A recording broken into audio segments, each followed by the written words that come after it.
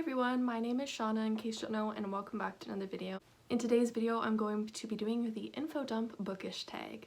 This tag was created by Books and Shopaholic, and their YouTube channel will be linked down in the description below. So basically, I am going to be dumping a ton of info on you about how I read, my favorite tropes, and different things like that. So there's 12 questions, and without further ado, let's get right on into this video.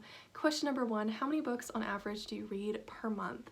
I read such varied amounts, and it really depends on whether I get like in a manga kick or a graphic novel kick.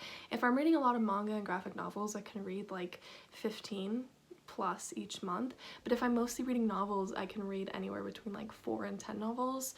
So I would say that like 11, I guess. I'm just going with 11 is probably like the standard amount that I read each month.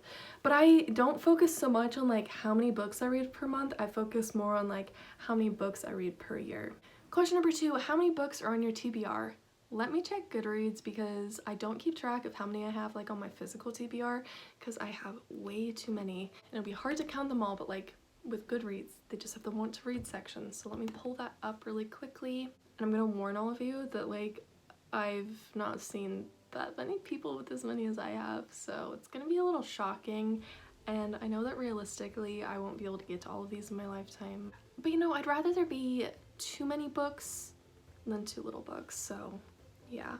My want to read shelf currently has 6,461 books on it. That is quite a lot, and I know I have like 300, 400 plus books in my house that I haven't read yet, but yeah, that's how many I have on Goodreads, like from all the ones on my TBR that I want to eventually get to. Question number 3, how are your books organized on your shelves? I have this really organized system, but like sometimes when I try and explain it out loud, it doesn't make a lot of sense. So I have a big bookshelf. It's too dark to see back there. I have this big IKEA bookshelf, and on that bookshelf, I have books that I haven't read yet that aren't Harry Potter related. I'll come back to that Harry Potter related thing later. So on that TBR bookcase, so at the start I own series that I own multiple books in the series that are by different authors. So for example, there's like the Twisted Tales series. I have some American Girl mystery books that I got when I was a kid that I still haven't read. Those are by different authors. So then I alphabetize them based off of the name of the series. And then after that is books that are part of a series that I've started but I have not finished that series yet. So for example, some of the ones up there right now are the rest of the Arc of the Sky series. There's the rest of the Golden Compass, which is his Dark Materials series. So I organized those ones based off of author's last name, alphabetized based off author's last name, because all of those have the same author, so it's easier to organize them by last name, if that makes sense. And then I have the rest of my shelf, and the majority of my shelf is organized by author's last name. If I own multiple books by the same author, then it's organized by the first word in the title, not including the or an.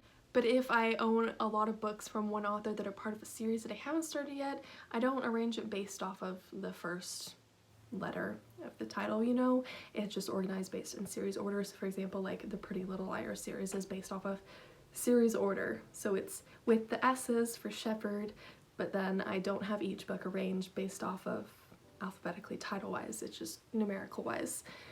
I feel like there would have been an easier way to explain that. So then I have my Harry Potter shelf, which I have all of my different editions of the Harry Potter books, and I like lump Sorcerer's Stone together, Chamber of Secrets together, Prisoner of Azkaban together, and then I have some like bigger books that I just stack them together if they're bigger, and if they can fit vertical on the shelf, then I split them up between ones that I've read and ones that I haven't read, but I don't alphabetize those ones because they're all Harry Potter related.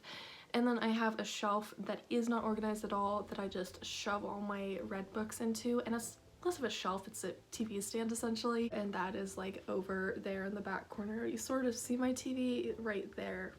And the reason why I haven't been like taking my books out as much for videos recently is because that is so filled with books that every time I open it, they like shoot out and fall on the floor. So yeah, that's why I've been like editing the covers and I haven't been holding them up as much because it's such a pain to get books out of that thing. Next up, question number 4, which genres do you read most from? So my answer for this changes all the time because I'm a mood reader, so like I'll go through phases where I read strictly one genre, or I'll go through a phase where I read like strictly one like type of book, say like graphic novel or manga.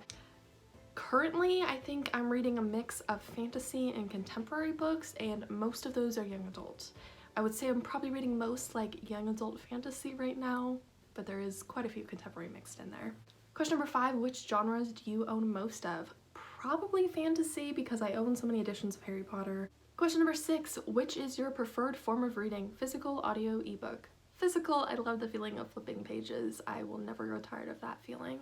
Question number 7, who is your most owned author? I suck at saying his name. Hajime Isayama. I might have said his name wrong, the author of Attack on Titan. Wait.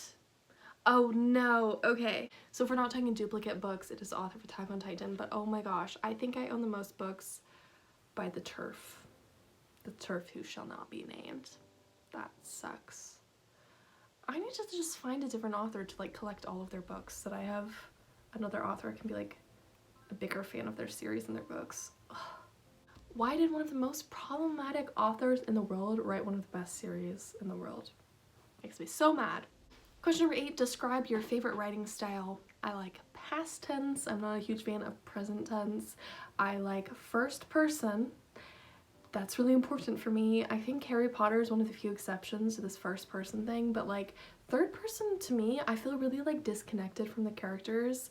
And I really struggle when authors decide to do changing points of view, like different characters per chapter, but it'll go back and forth between like first person and third person. I'm like, ooh, this is messy. I hate that. So past tense, first person, and then I like it to be easy to understand. So I'm not a huge fan of like classics or super lyrical writing.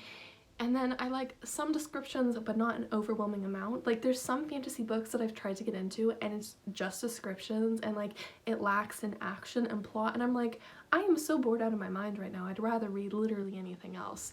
So yeah, that's my favorite writing style. Question number 9, which literary device do you like / dislike?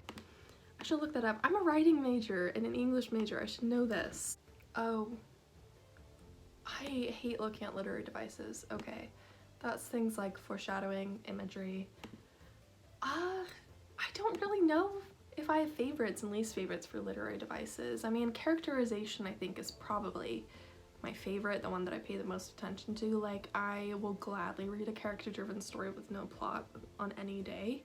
I think the one that I'm not a super huge fan of is foreshadowing. I think foreshadowing a lot of the times is like really overdone. I think there's some authors who do it successfully, but like I do not like being able to predict a plot twist. Like I'd rather just be shocked out of my mind than have a ton of foreshadowing. Yeah, I hate literary devices. I hate studying them in school. I know that I need to get my English classes out of the way, but I've just been taking writing classes because I don't want to deal with literary devices as much. I mean, I hate it, like, when I have to read, like, Shakespeare books in school and then I have to write essays on the literary devices. I'm like, I'd literally rather write an essay on anything else. Like, have me write an essay on spiders and I'd gladly do that instead of writing about literary devices. Question number 10, which character archetypes do you enjoy? I like cute and innocent characters, so ones that come to mind is Henry from The Deceivers, Newt from the Maze Runner series, and I also like really funny characters, so like the Weasley twins and Ron Weasley and Altair from We Hunt the Flame. Question number 11, which are your favorite book settings? I love dystopian settings like futuristic Earths, because they're very like atmospheric and I can picture them fairly well. I feel like with fantasy settings and sci-fi settings sometimes they can be really overwhelming because they can be described in so much detail. I mean, I definitely love the setting of Harry Potter and that fantasy setting and that type of setting, but like sometimes I get really confused with the fantasy settings. So dystopian to me feels like a step down from fantasy. Like, it is atmospheric, it's very clear what's going on, but it isn't such a huge important part of the book that like it distracts me from everything else in the story, if that makes any sense. Like with dystopian books, I generally won't get like caught up in reading about the settings. With fantasy books, I could read like 10 pages per setting with some high fantasy books. So yeah, dystopian settings are my favorite. And also I've just like really been always fascinated by all of these dystopian Earths because it's imagining what the future could look like if and when it goes poorly. I'm even writing a dystopian book right now and I'm having fun designing that world and the setting in that book. There may be more information about my book later in the future, but I don't know if it's going to be good enough to be published, and I don't know if I'm ever going to finish it. I go through periods where I write like 50 pages at a time, and then I go through months where I write like 1 page. so my technique for writing is not very efficient. And the final question is question number 12. Which are your favorite romantic and plot tropes? Okay, so plot tropes, I love the chosen one trope. I mean, granted, the chosen one trope sometimes can be a little overdone to the point where it gets really cheesy. But I love the chosen one trope because I think I'm still like living in somewhat like childhood nostalgia, I guess, is what I'm living in right now. Like, you know, when you were a kid and you dreamed of like being chosen to be a wizard in this magical land, like Harry Potter, being chosen to be a Jedi, being chosen to go off with Peter Pan, like all of those chosen one stories and sort of the vibes of those still give me like a lot of excitement and happiness. So like that's my favorite plot trope. Favorite romantic trope, I don't know. I mean, I like enemies to lovers and I like friends to lovers, but I've definitely seen them done really, really poorly before. So I wouldn't say that they're always my favorite, but if I had to choose a romance trope that I like, it would definitely be either enemies to lovers or friends to lovers. Enemies to lovers generally if it's fantasy, and friends to lovers generally if it's contemporary. So those were all the questions for this tag. I hope that you enjoyed this video. If you did, feel free to give it a thumbs up and subscribe to me if you haven't already. I upload videos twice a week, so my next video will be uploaded this Friday. I hope all of you stick around to watch that one, and until next time, goodbye!